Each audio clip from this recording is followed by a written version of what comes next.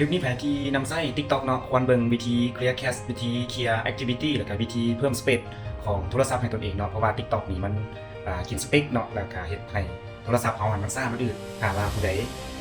มันเฮ็ด Clear แบบนี้เนาะ TikTok ก็จะอัปโหลดสบายแล้วก็ไวขึ้นแล้วก็เบิ่งสะดวกขึ้นเดี๋ยวมาเบิ่งวิธีนำกันเลยโอเคก่อนอื่นเบิดนี่แม่นเฮาเข้ามาที่หน้า TikTok ปกติของเฮานี่เนาะเข้ามาหน้า TikTok ปกติของเฮาจากนั้นก็กดใส่คำว่าปุ่มเชิญอยู่นี่เนาะโอเคเขาจะเห็นว่าเฮาเซิร์ชเฮาหาอย่างต่างๆอยู่ใน TikTok นี้ได้จากนั้นมาคลิกอยู่บนเบิ่งเพิ่มเติมนี่เนาะ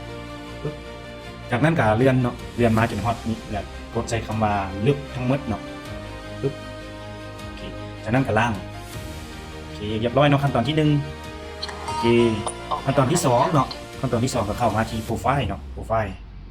โอเคเข้ามาที่โปรไฟล์นี้จากนั้นก็สามารถมาคลิกใส่นี่เนาะปึ๊บ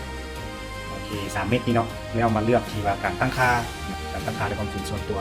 ภาษาอังกฤษจะเป็น setting and privacy เนาะหลังจากนั้นเลื่อนมาปึ๊บมาหาคำว่าโอเคอยู่นี่เนาะเพิ่มพื้นที่วางเนาะเพิ่มพื้นที่วางคลิกใส่โอเคจากนั้นก็สามารถล่างเนาะเด็กมันกินข้อมูลของเราไปตัวนี้เนี่ยเนาะมันเฮ็ดให้โทรศัพท์เราซ่าแล้วก็อืด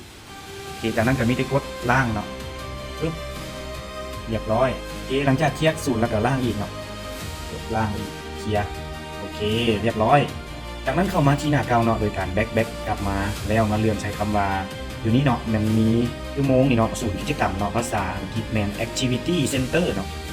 กดใส่ศูนย์กิจกรรมจากนั้นเนาะแมนประวัติการเบิ่งเนาะประวัติการเบิ่ง